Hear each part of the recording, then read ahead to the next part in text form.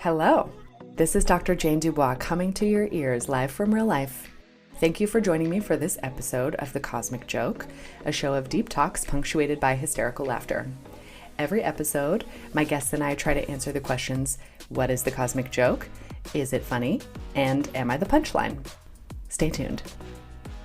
So today I have with me two of my favorite people who also happen to be my colleagues, Dr. Jenny Kaltunis and Dr. Laura Crosby. We just giggle all day, every day in very tiny rooms next to each other while we see patients in the same clinic. It is so fun. And I'm trying to think of like a word that could sum up our work culture. And the only thing that's coming to me are like coffee and the poop emoji, which somehow seem appropriate. So I'm just going to talk to them about what they think of the cosmic joke and just like laugh about how fun it is to work together. I hope you enjoy. Okay, brief disclaimer. This recording is happening at my house, in which there was a dishwasher running moments ago. So if there's a flood, we may have to stop to manage it. My dog is sleeping under the table, and there's no guarantee that that will be the case for the whole time. And my tiny baby kitty is passed out a few feet away, but he has a little bell on. So if you hear some scuffling and some bells ringing, it's because there's baby animals like running around and chasing each other during this recording. YOLO. Okay, so we've got Dr. Jenny Kaltunis and Dr. Laura Crosby here with us today. Hi. Hi. Love Hello. you. Do you guys want to take a moment and introduce yourselves? Sure, I'll get started. I'm Jenny Kaltunis, and I run a practice called In Tune Healing Arts, as well as a nonprofit, Resilient Health. I'm a naturopathic doctor, licensed acupuncturist for over 10 years. And these two ladies are my esteemed colleagues. We have a superstar team at the office, and I feel really grateful to have them there with me. Oh my God, I'm mushing so hard already. Yeah. Just makes me so happy. Ugh. I'm going to avoid eye contact. The Piscean urge to cry at the drop of a hat. Go. Oh. Hello. I am Laura Crosby. I am also a naturopathic doctor and licensed acupuncturist. I am back in Seattle, Washington, where I was born and raised, working on the same cross street as the house I grew up in. So Yes. I didn't get far, but I'm back. Full circle moment. I live a mile from where I grew up. It does not Wow. get less weird. Wow. You know? I'm much further than that, but Well, that was my goal. you guys also live in a much cooler place than I grew up. So Fair enough. yes, Where did you grow up again, Jenny? Indiana. What part of Indiana? I grew up in the northwest corner, so about an hour southeast of Chicago. And so, like, what's the cultural tone? Oh boy. It's how do I want to say? Okay. Filters off. Let's Yeah, go. I know. Don't be nice. There's definitely a red tone going on there, if you know what I mean. Yeah, there's definitely, growing up there felt pretty sheltered, a lot of farmland. There's also like, you start getting into like the suburbs of Chicago, which can have kind of this vibe. The vibe I remember was, it felt very like, who's got the nicest car and the nicest house and this and that, it's like, what do you have? Keeping up with the Joneses. Yeah, and less about like, what do you care about or what do you value, right? Not a lot of, effort towards sustainability or, climate change or natural medicine. None of that really exists there. So I felt kind of like an outsider. I don't know. My family wasn't in that realm either. So somehow I manifested that within myself. But on the positive side, people can be really friendly and nice and like, that country vibe. But otherwise, it generally just felt like there was more of like I don't know what the word I want to say, not quite selfish, but just more in the bubble and not looking outside of what's happening in my bubble. That's how You I put do it. have like that Midwest niceness, though, right? Probably Which is like, do. Yeah. Like, it's funny because my mom grew up in the western suburbs of Chicago, and I was born in Des Moines, so I have like just enough Midwest in me, both like from sort of family culture and from existing there for 2.5 years. That like, so my cousins and I sometimes will like roll our eyes about the Midwest niceness because like, are we just locking it up and gritting our teeth and being like, hi, so nice to see you, you fucking cunt. You know what I mean? Right, Oops, yeah. I said that on the air. I'm sorry. Apparently in Australia, it means something totally different. So that's how I said that. Anyway, but also it doesn't seem like it's totally disingenuous. And so there's this part of me that like has a little mushy spot for it. See, there's Charlie protecting us. Okay, so I just like love an origin story. So I just need to take this moment to tell you, Jenny, that like we were fangirls before we were colleagues. Oh, Right, Laura? Jenny Kelton is of fangirls? Jenny. Yeah. I think Yeah. you maybe like dropped some hints, but I don't know that I've heard I the think full I origin I story. emailed you the day you talked to ACS. Same. Advanced case studies at Yeah. best year. Yeah. Our like favorite teacher who has now become a friend, and that's also not done being weird yet, is Jenny's BFF and invited Yes. Jenny to come speak when we were little baby medical students. And she like, is it the same case every time? I've only done the same case at this point because it's an interesting case. So Yeah. I think it's a good example. It was like Yeah. a 16-year-old kid with schizophrenia that you like had him slam fish oil and then he was fine or something like that. And I was like, bipolar. wait. Yes, but yes, it was something along those lines. Yeah. And I was like, I've never heard this could be a thing. What the actual fuck is she talking about? So Yeah, I think there's a lot of students come up to me after that lecture and they're like, what? Like, what did you just do? You know, and I mean, the gist of it is bipolar gives some natural support, but really the meat of it was just to be with the patient and get to know them and understand what they need, right? Like that was the point I was trying to get across. And like, yeah, and you could do a bunch of functional labs and all this stuff, right? But that is Yeah. the cosmic joke, right? That like Kinda, yeah, no matter what you right. throw at it, like Yeah. really that therapeutic relationship and the trust between a patient and you is like where the magic happens. absolutely. I like to call Yeah. it the substrate. That's like the only scientific term I use regularly. Substrate. Yeah. Yeah. You had this vibe that you just looked into the maw of it all, of like pain and suffering, and you were like, yeah.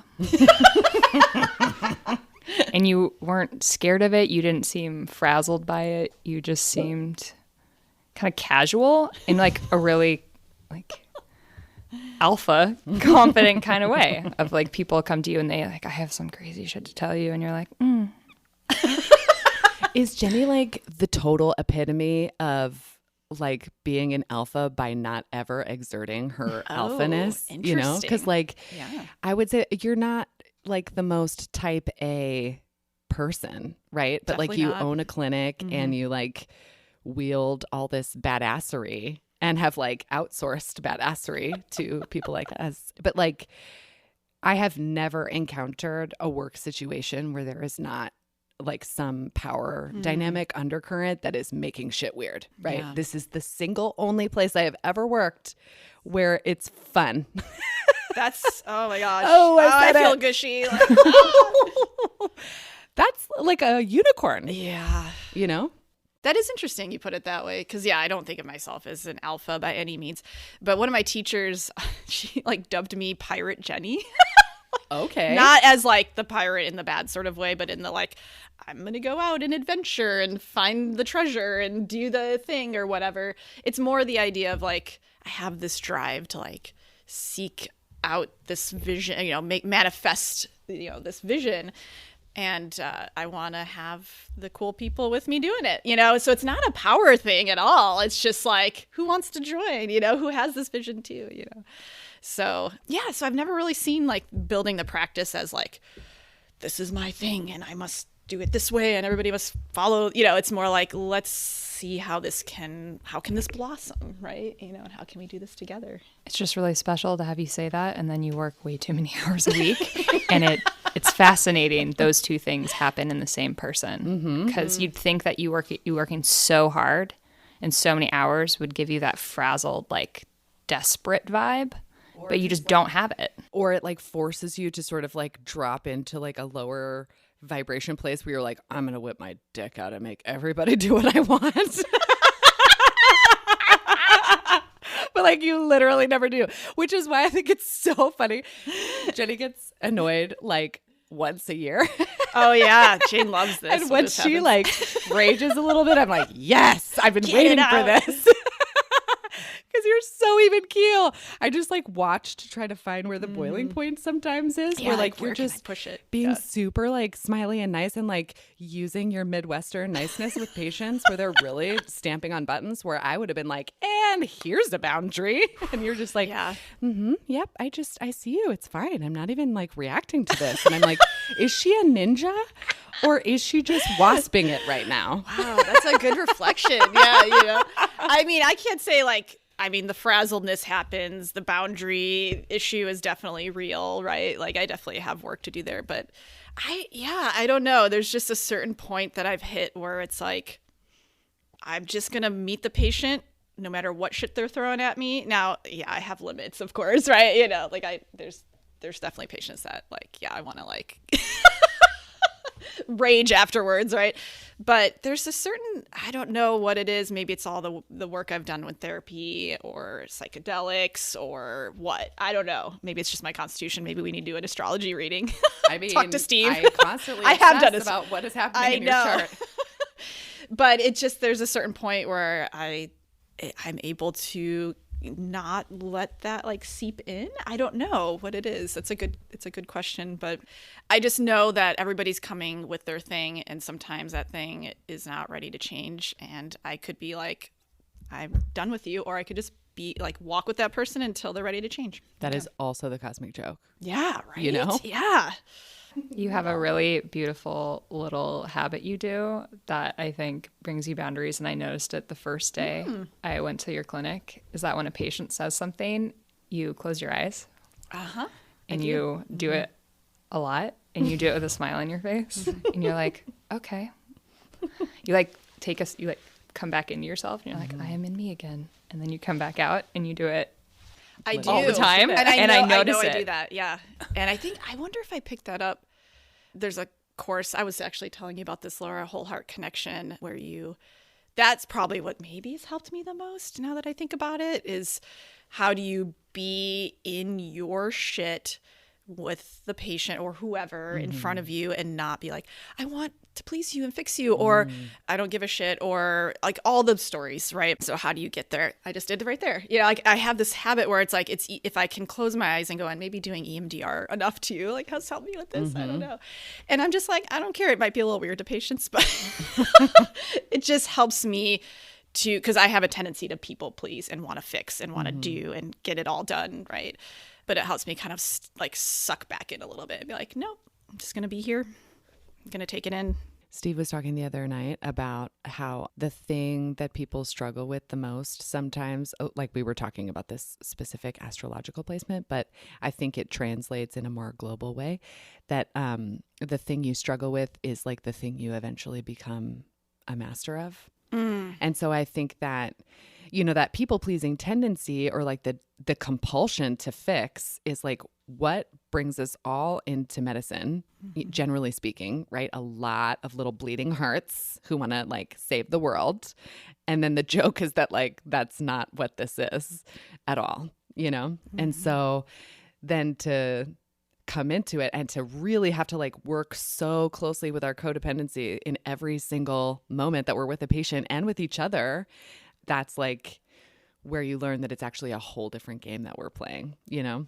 And it's such a gift to be able to do that, even though it's like the last thing I ever wanted to learn, you know? So I think that's the joke too, where it's like the thing I resist the most is the thing I end up needing to spend a lot of time with. Like, for instance, I wanted to be an artist when I was young, and my mom was a medical doctor. And so just watching how much she worked and how hard her job was, I was like, oh, absolutely not. I will never do that thing. And as soon as I decided never to do that thing, the cosmic joke just decided to rain down on me. I was like, bitch, that's exactly what you're going to do. And so I was able to find a way to do it that fit me, you know. And then I went to Bastyr, and like I had put so much perfectionistic effort over the course of my young life in excelling academically. But like the one place where I felt really weak was linearity. Like I remember begging my Gen Chem professor at Seattle Central to pass me. I was like, listen, I am trying to go to medical school. Please do not fuck this up for me. And he was like, Jayne, I'm going to need you to get more comfortable with data. And I was like, that's going to be hard for me. And so I went to Bassier and had to take all these science classes, right? And I just sucked at it. I sucked at it so much. And so I failed for the first time ever and had like a full crisis my first year of medical school. And the thing that I've figured out from that community is that like either people are good at science and they sail through and then they tank when they have to go clinical, or the opposite, which was me, where I felt pretty comfortable clinically, but I was just like blowing it with science. And so I had this spiral my first year. And the cosmic joke for me was that I had to get really comfortable with the thing I wanted to resist the most, which was fucking biochemistry and dead bodies, right? Like I spent so much time, but I remember sitting in a gross lab exam and there was this one like part of me that was like, fuck, is it this one? Is it this one? Is it this one? Just like the hamster wheel of our minds. And then there was this other part of me that was like, could you just like trust yourself for once and just like put an answer down and stop? And so I did that. And that was the first one I passed. Isn't that so crazy? And so I think there's this really weird sort of culture in medicine where it's like we have to be sort of superhuman, right? Or people see us that way, or they have in the past, and we're all cracking now in like the burnout of practicing through a pandemic. So it's not that cute anymore. But the thing that I have found that is the most helpful in practicing medicine and just like being in the profession with all these pressures everywhere is to stay connected to my humanity and to like be pretty irreverent with patients and to like let them see some of my shit as long as it's not like a gaping, weeping wound, you know, to be like, oh, I'm not on a pedestal here. Because the second I'm on a pedestal, either because I need to be on one to sort of have some separation, or they need me to be on one so they don't have to take responsibility for some part of their journey, like that's when shit starts to devolve, you know? Yeah, 100%. Yeah, it reminds me of some of my journey too, of the struggle of, well, growing up in a Christian church. I know you can relate to that too, Jayne. This whole like being fed like you must be humble and put everybody else first and all this kind of stuff, right? And I really like took that to heart, and my whole mission was I'm going to serve the suffering people of the world, right? I'm going to fix them. That's what Jesus wants me to do, right? And then kind of, you know, that turns into the whole perfectionism, and I have to look like I know everything, and I have to have all the answers, and I got to do everything, and I got to learn all this stuff, craniosacral therapy and acupuncture and psychology, and, you know, and it just, it's too much, right? And at a certain point, I was like, nope, I am going to burn myself out, and this is not going to serve anybody, right? And so there's this a certain point where I've hit where it's like, it's been so liberating to be with patients and have that humbleness come back in a different way. And the like, oh, I am not that person. You know, I'm not the know-it-all doctor that has all the answers. I am a person. I have some things that I can offer to support you. I can hold some space for you. We can figure this out. But you know what? I don't know the answer to that, you know? And you know what? Let's look into this and figure it out, and let's walk this path together. And it's been so lovely to be in that. Or like, you know what? I don't have a treatment plan for you right now. Let's get you on the table. You know, I'll put some needles in you, or let's whatever. You know, we'll figure out a way. And somehow that people seem to come back. That resonates, because I think so often people go see a doctor and it's just, whether it's the white coat or the energy or the flow, they're just not seen. And we know that. And that's why we go into this medicine. But it's still hard because as naturopaths, we're like, we need to we need to show that we're better, that we can do this, we know more. But there's also this space of humbleness of saying, you know, part of being a doctor is that I don't have all the answers, right? And part of this journey is that we're going to figure this out together, right? Well, and like the joke is that not only is that easier for us, but it works better for patients. So like if we just stop trying so hard, we do better. The cosmic joke right there. Laura, I just like want to know a little bit too about kind of what it's been like for you. I mean, because Jenny like jumped in and started her own practice, and I went through like a bunch of different residencies before I landed here. You're having this moment of like transitioning out of training in a fucking pandemic, like into a private practice with like some pretty zany ladies who are, you know, sort of already deep into that process of trying not to give a fuck because it works better. But like, what is that like to be like? I feel like evolutionarily for me, I didn't know how to do that at that juncture in my professional evolution. So it adds an extra layer of complexity, I think, for you at this point in your process. And what has that been like for you? Well, I spent so much of my life in school, like all of it, basically. And I was so good at it. That is my skill. Give me a syllabi, give me a deadline, I'll do it. Give me like a study guide. I will sit and I will photographically memorize it for the next 6 hours. And then I will get 103% on a biochem test, God, I hate feel you. better than everybody else, walk around being like, why don't they just try harder? Oh my God, you were that bitch. I hated you in med school. Yeah, I know. The joke is we're friends now. Yeah. But like it served me at that time to feel like I was in the right place. Like I was using those grades as like a sign that I was in the right place.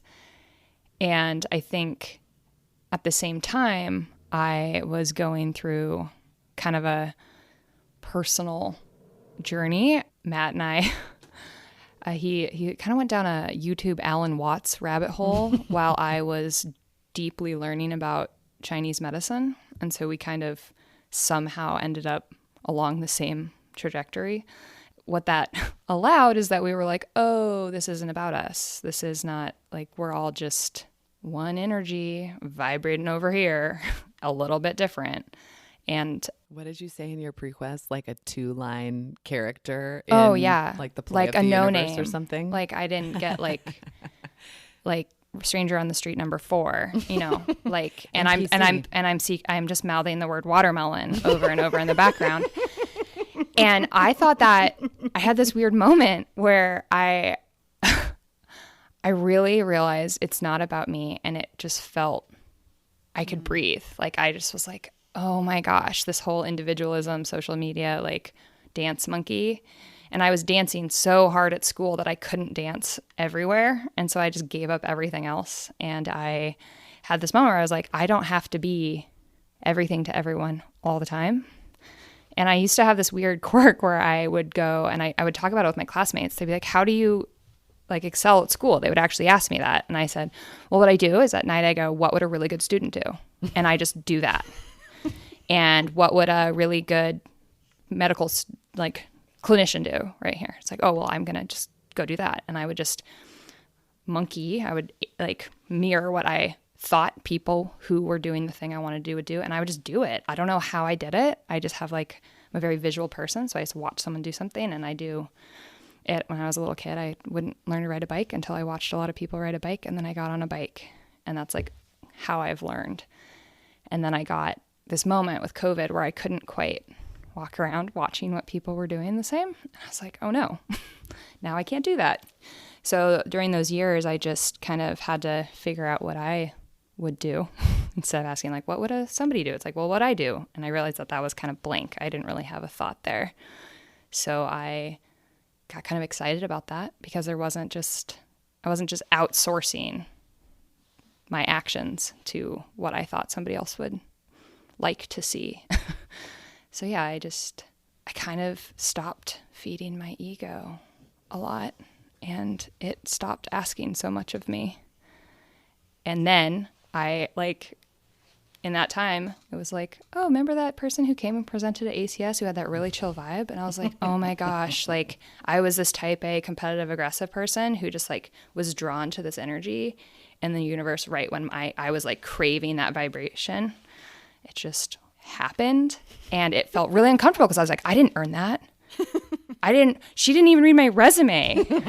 She doesn't even know. And I was so upset about it because I was like, I just performed. I forgot I didn't ask for a resume. I was just like, do you want a job? I like you. You should come work here. Well, and it was just, that was the joke, is that I worked so hard to get that piece of paper, and I wrote those essays for months for residencies, and I did all this stuff to like look good on paper. I can read them now if you want. Okay. And it felt the closest to nepotism I've ever gotten through the mutual friend, and because I've never had that in my real life because my family doesn't have anything to give that way. And it felt really uncomfortable, and I had to kind of accept that, like, oh, this is how the world works, and the timing worked out, and just let it happen, you dummy. Like, so you were just like primed to stop giving fucks at the same time that you joined the queens of not giving fucks. Like, I was just like, okay, so that part of my ego that felt really burnt and offended that I had built this stupid piece of paper for all those years, that it didn't matter. Like, my ego was super bruised by that in, I think, all the right ways, is what I realized. Was like, why did this piece of paper seem so important to you? That's so interesting, because I think about, like, what was it why did I want Laura to be part of this team? And I mean, Laura as a student shadowed with me for a quarter or two or something like that, and I was just like, I like her. She's cool. Like, her vibe is great, and she's on it, and she does things. And like, I did not look at any papers. Like, it was just like, I'd be like talking to a patient, and Laura'd be in another room being like, I looked that thing up, and this is the thing, and here's the answer. And I'm like, what? And then I'd be in the next room, and she'd be like putting the needles in the cotton balls, and the sheets would be, I'm just like, who is this? But it wasn't like, I'm trying to impress you vibe. It was like, this is just what I do. So I have a Virgo moon. And just need to organize everything vibe. And we laughed a lot, and it was just like, so that to me, again, it kind of goes back to me, like this whole, what is at the center of it all, right? It's like, there's the accomplishments and the things we do and all the like stuff that we have on our resumes, but then there's the like heart connection, right? And to me, that's at the root.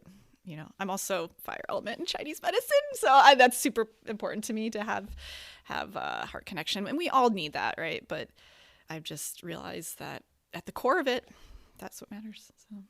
The zhuzh. Nothing's more important than the zhuzh. The zhuzh. But right now I'm having this moment where I kind of wish that I had gotten this job based on the paper, because then I could like say it was the paper, and then I wouldn't have to be vulnerable to the fact that it was me as a person. Well, it's like the paper plus, right? Like, because that's the thing. So I had this weird like educational trajectory where I went to community college, and both of my parents had doctorate degrees. So there was like some expectation there that you excel in these certain ways. And so I went to community college first, or trade school, then community college, then transferred to the Ivy League, and then went to Bastyr. And the thing that I noticed at the Ivy League that I didn't necessarily see in other places, like in community college, nobody gives a fuck, and I loved that so much because it really was about the learning. And then when I was at Columbia, what I noticed is that like, because people had already jumped through the hoops, by the time they got there, nobody was questioning whether or not they deserved to be there, and so they could just like relax into the actual learning. And I was like very devastated to learn that's not at all how it was at Bastyr. Like, people were still kind of questioning whether or not they deserved to be there the whole time, and it made for a lot of weird power dynamics and competitive stuff between each other that I was super resentful of the whole time. And so I was just like the classmate that melted down like every Tuesday. I was like, Tuesday at 3 p.m. let's go. And like would just start crying. And so yeah, I just think like the paper matters because like you just get to check the box, and then you never have to think about it again, And so because you had jumped through the hoops by the time you got to Jenny, like she didn't have to care about that because you had already proven your credentials, and then you have all the freedom beyond that to just do whatever you want because you have the license and you have the training. And that's when like all the creative fun starts, So it's a privilege to not care about that stuff, but we worked our asses off so that we could have more fun with it, Yeah. So do you have an internal monologue? Yes.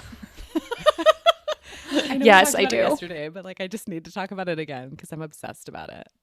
Yeah. I as I told you yesterday, it's a teleprompter. It's You can't pronounce words that you can't spell. yeah. was the Mucinex is one? what I call it because I can't Guaifenesin. that one. Say it. Say it. No, because I can't see it, so I can't say it. It's real. I don't know. I didn't realize how visual I was until I started realizing that other people weren't. Because, you think your brain is just the standard. Yeah. Like, obviously, everyone just, like, moves through the world exactly like me. That's the joke. Yeah. And I just am very, very, very visually oriented. Right there. See, I have this thing where someone would say orientated, and I'd be like, why'd you add the AT? And, like, I have this thing where, like, all I talk about is I just see words, and when I choose them, it feels like stream of consciousness because I'm focusing on every word. And so I just have a lot of processing while I talk.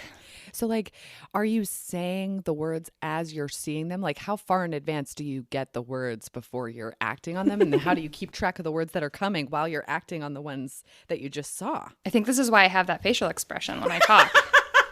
Because there's a delay. And I transcribe what you say. Shut up. Whoa. Yeah. Like you just saw shut up in a reader board? Cool. It's just like this, like in movies, how sometimes like in comic book movies, they have like pow bang and like all the words just like pop out of the scenery. Oh my God. That's your how I internal life is see. a comic book. Yeah, but I'm not the superhero. So Or it's are you? You're stranger number 4. I know. Or are you just what's the little character in the background in the video games? Oh yeah, Like the pet NPC rock. walking into walking into the wall repeatedly, or yeah. Yeah, so my monologue is I don't know, it's written. What's it saying right now? Well, I had to take a beat because I had to transcribe what's it saying right now in my head. Yeah, it's intense. That's a lot of work. Yeah, when patients talk, I don't always have an answer for them because I'm like still transcribing what they said. Well, Yeah. Jayne, But my what dad about can you? like remember every day of his life, so What? there's something weird there. Okay. Yeah, Does he have an internal monologue? I've never asked him. It's time to ask. Okay. Let's dial him in. Just Yeah. kidding. Yeah, call it Ed. Yeah, Jenny, what's yours like? Yeah, Jenny, what's yours Oh, like? internal monologue. Well, say more. What do you mean by that? Like, what is? Like apparently some people either hear or see their thoughts in words. Okay. Mind blown. I think that can happen. I wouldn't say that that's like the standard thing. I think I'm more of a kinesthetic sort of internal monologue person. Like, what am I feeling? Maybe that's why I close my eyes more, because I have to like tap into like what's happening inside. And the words then come from like I'm gesturing towards my heart, like come from my heart up to my throat in a way. And I don't know that I always have been that way. I think that was also something I had done some practice and work on in some workshops.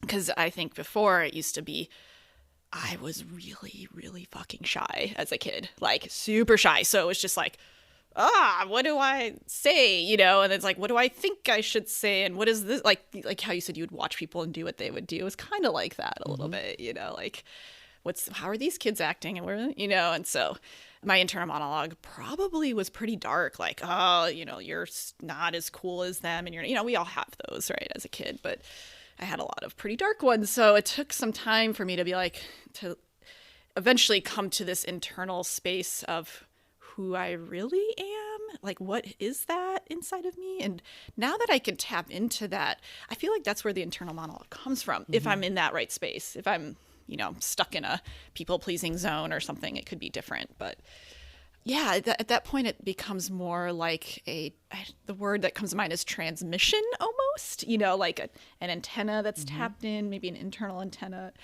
And then if I tune into that, then things can flow. Right. I feel really similarly, actually, because I was trying to think of how to explain it because I don't hear anything, I don't see pictures, and I don't see words. And so I was trying to explain to a friend last night, I was like, I think it's like a primordial ooze, like this weird sort of conceptual ocean and that like things come out of, but like I don't know what words I'm going to say before I say them necessarily. And I had this crazy experience when I was in massage school that was like a big player in how I ended up like on the trajectory to natural medicine, where there was a guest teacher that came in who was like the mentor of the guy that started the massage school that I went to. And so we were doing some psoas work, which is like deep abdominal work. It can be pretty intense for people. And so I was on the table and my partner was working on me, and this teacher came over and she was like, okay, how's it going? And my partner was like, I'm really just like feeling kind of frustrated that I can't access the structures really well. Like I just can't tell what this is. And I will never forget this. It was one of those moments when like time kind of stopped, or like all the background gets like blurry and quiet, like in the movies, you know? And she just looked at me and she was like, what do you think? And I remember so clearly that thing that you're talking about, Jenny, because my words came from my gut, not from my head. I didn't even know there was a difference. And the thing that came out of my mouth, I was like watching it come out, going like, oh shit, that's coming out of me, you know? And I just said, like, I just think maybe you don't want to go there. And she like started crying and telling us this whole trauma story. And this teacher is laughing at me. She is straight up laughing at me. And she's going, why don't you put her on the table? And then just walked away. And it was like, she unlocked my intuition. She unlocked the cosmic joke for me. And like, I became her patient. And then after being her patient for long enough, I ended up going into the field myself because she was a naturopathic doctor. But like, that was where it all started. And it was like, I did not have an internal monologue. And like, yeah, so that thing comes up with patients a lot too, where it's like this flow state, you know? So I have to sort of like tune everything else out and kind of zone in on what they're saying. But I don't know what I'm going to say to them before it comes out. It's so wild. It just like feels very irresponsible somehow. I think it's better that way. Yeah. I mean, it's because then you are acting from that space of, you know, somewhat spontaneity, but also just intuition. Like you were saying, like, okay, what is arising here that can match, you know, or meet that patient or person in front of me, versus like, what should I say and how do I, and not that you're doing that, Laura, you just have a different process of having, you know, those words come to you. Right. I don't know what's coming down the line. Yeah. It's just how I make my mouth say the words is I'm reading, but I don't always feel like I wrote it. I don't know. Who's writing it? I don't know. Interesting. Yeah. Oh my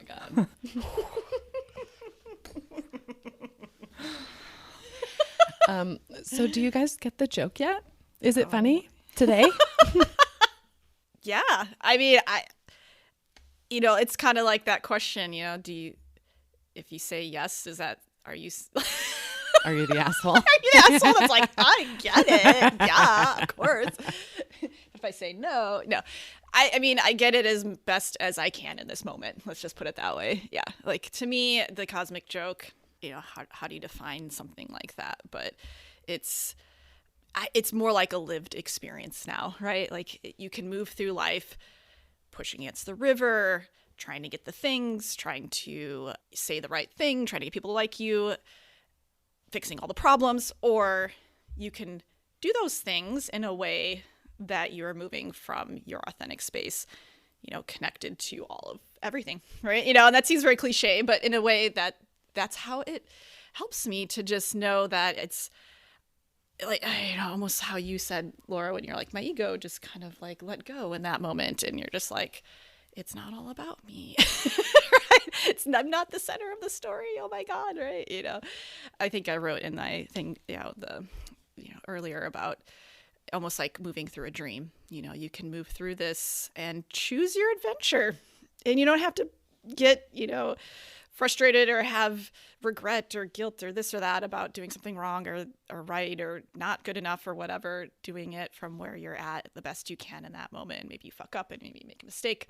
You just come back to that center space and that connection that you feel with, however you want to say it, the greater, you know, energy, the big energy, whatever. To me, that, you know, the cosmic joke is that, you know, you could take that all really seriously, or you can do your shit, have, you know, conviction and passion and have fun and laugh and not take it too seriously. Right. I had a friend last night who was talking about the movie Groundhog Day. Oh, yeah. And I haven't seen it in a very long time, so I may butcher it. But like, what happens is it's just like the same sort of backdrop over and over, right? And at first he like just does all the sort of like bad things, right? Or like quote unquote bad things to like give in to all those addictive desires. And then he sort of like has a spiral about it and like gets really nihilistic. And then he sort of comes back around and says like, well, maybe I could just like try to be constructive and like be a good person, which is sort of how the evolution happens for a lot of us. And it's funny because I'm like looking at this art on my living room wall of that giant Japanese tidal wave. And what's funny to me is that like when that article came out in like 2016 about the big one, like the Ring of Fire and the earthquake and the tidal wave that's going to kill us all in the Pacific Northwest, I had a like months long spiral about it and like became a prepper and like just freaked the fuck out. Like I am very scared of tsunamis.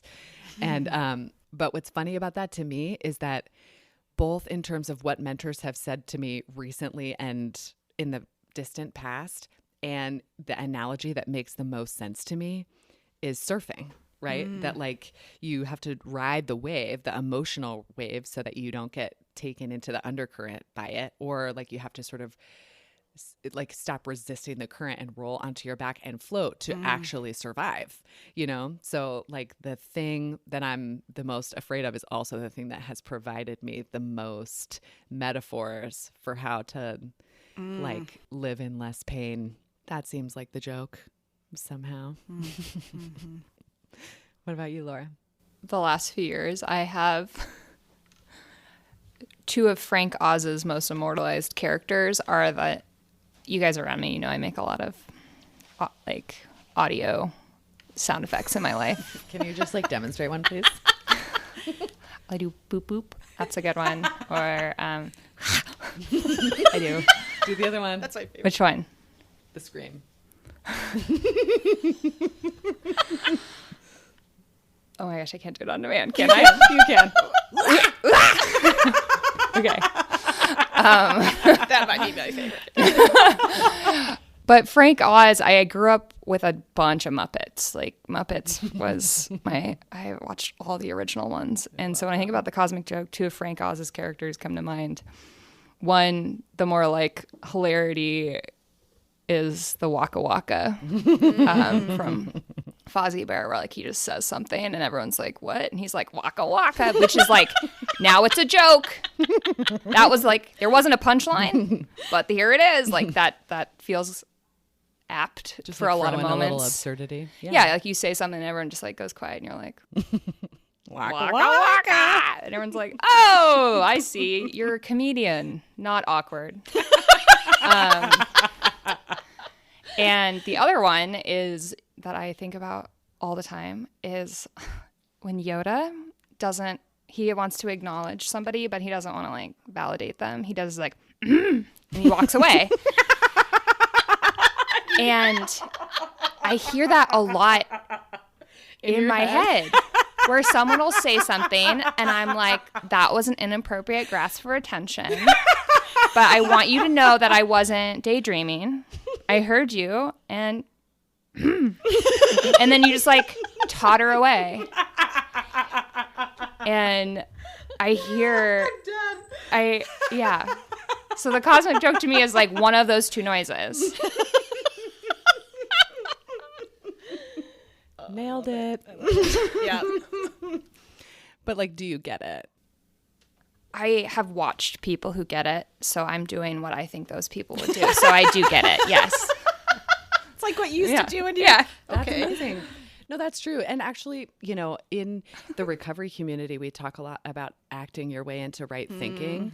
And I used to get so mad at this idea of like act as if, because I grew up in this like super religious family where you had to be a certain way in order to be accepted, which is a lot of pressure and like very sort of the opposite of feeling seen sometimes, where it's like, okay, the world is a stage, but like not the fun kind, right? And then God damn, I just lost my train of thought. Wocka Wocka. act your way into right thinking. Yes. You know, where it's like, I don't have to feel the way that I am being, you know what I mean? And it's actually such a relief. I told somebody last week, like, how you're feeling and how you're doing aren't the same things. You can be feeling like shit and doing great. So like, oftentimes I'll ask myself, like, what would a person who loves themselves do? You know, or like, what would a person who is emotionally mature do?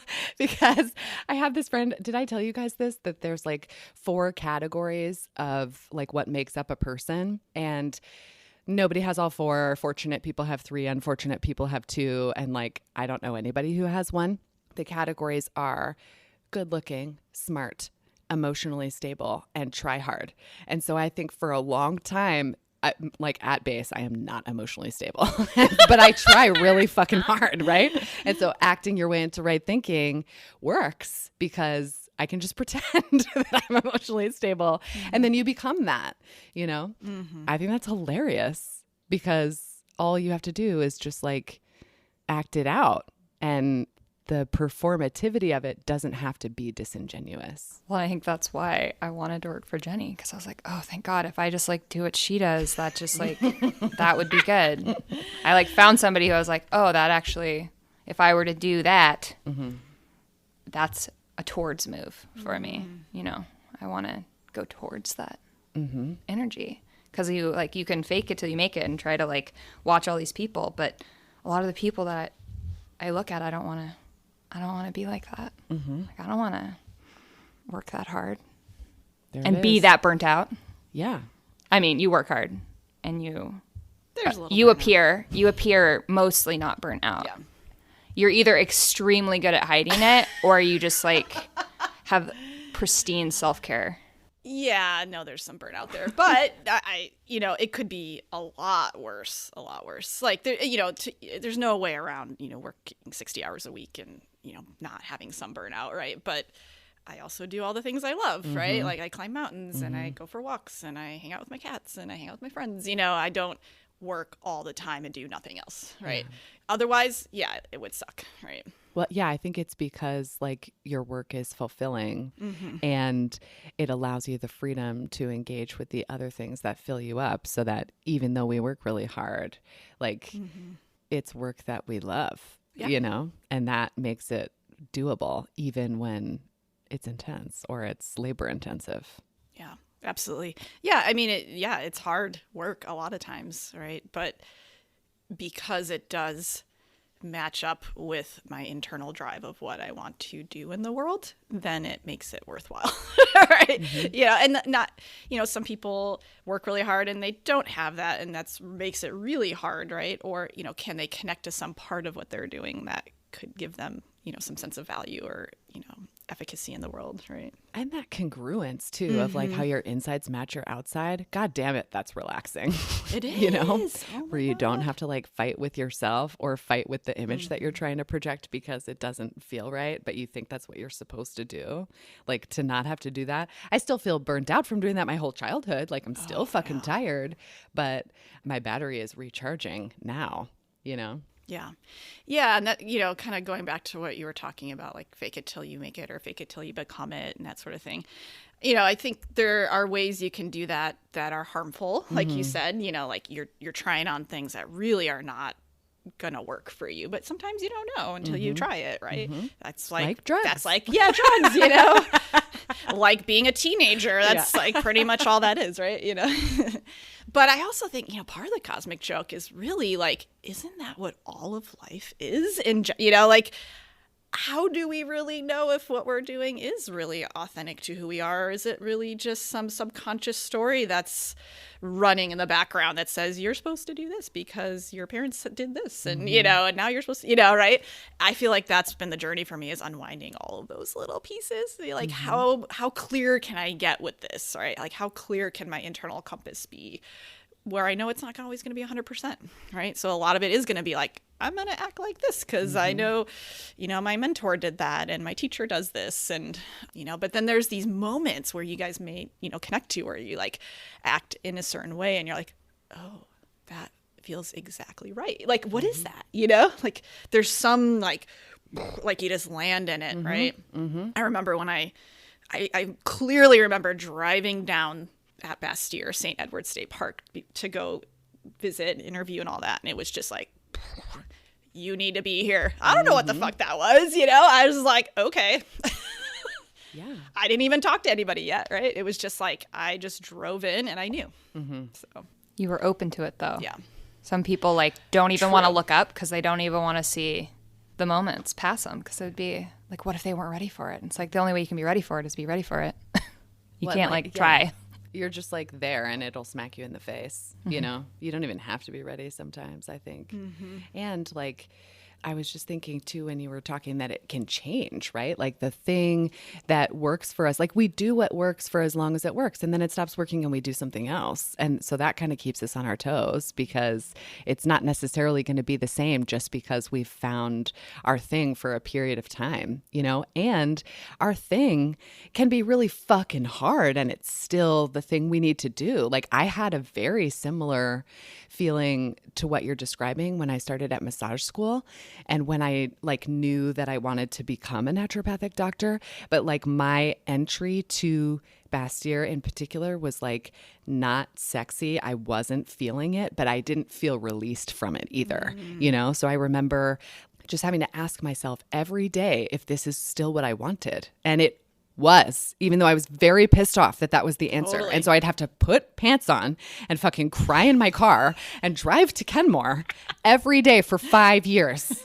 $500,000 later, I'm like, am I still glad I did that? You know, like, and it was the right thing to do. It feels so resonant in like every part of me, even when I wrestle with it. And even when I'm so pissed off that that's what it took, that like I had to go through a meat grinder to get there. That's rude. Yeah. You know? Well, and I think about like what you were saying about things worked at a certain time and not another time. And but you still kind of play with that, right? Like, coming from a place of trauma, you do things to get through that trauma. Yes. We work with people like this. We've had our own experiences with this. At a certain point, those things don't serve you anymore, right? You're like, oh, okay, I don't need to do that anymore. But how do you break out of that, right? And this is where we have, you know, therapists, and in my opinion, psychedelics are great for that too, right? But whatever path you take to help support that. But yeah, to not get stuck in, oh, this is how I survived for, 20 years and that's how I have to do it the rest of my life, right? You try on something else and it might feel weird because it's not familiar, but you do it anyway and it's going to suck and be hard. But if that resonance is there, you follow that, right? Have you seen that meme where they say, like, when you're encountering something that you didn't expect in life that you're not excited about, you can just yell plot twist and move on? Or like I'm picturing that like scene in Friends, where they're moving the couch in the stairwell and Ross is screaming, pivot. Oh, nice. Yeah. That's what I have to do to like Yes. coax myself into it when I don't want to change. I'm like, oh, here we go. I'm molting again. Maybe it's fine. It's funny because when I really viewed the world through the lenses of my ego, I was very vigilant. And I woke up every day and I told myself who I was. You like these things. These are the opinions you have. Build a life around that. And then there's like, I don't know when it happened because I forgot. And that's how forgetting works, is you stop caring and then you like didn't realize you stopped caring until someone brings it up. And I'll go places and see people I haven't seen for a long time, or I'll find something in my house and I'll be like, oh, remember when I cared so yes. deeply and I had very, very strong held opinions about colored pens? And I have this little shrine of a drawer of all the pens that were like, I would walk around and be like, that's the kind of pen you like? That really says a lot about you. Like I was a different person. Okay, but really though, let's just take a moment for Papermate Inkjoy gel pens. Joy. 0.5 millimeters. They are the best pens. Because they can write on blood tubes, like when you do blood draw tubes. Because it feels so fucking smooth. Yeah. It's just like, oof. Yeah. But that used to be like, if you asked me who I was, I'd be like, first of all, I have opinions about pens. Do you have any questions? Because I'll move on to 2 once you solicit exact brands from me, And I don't know when I stopped. But I stopped being like that because I was like, maybe tomorrow I'll like pens again, but maybe I'll never think about it again. And even my hobbies and my opinions, I just try them on sometimes. And then I'm like, I get bored or I forget. I don't know. My ego and my anxiety made me remember everything, and it was a curse. And now that I don't remember who I'm supposed to be when I wake up, I just am who I am that day. And it feels so much easier than like trying to remember all the opinions I had, because I had so many.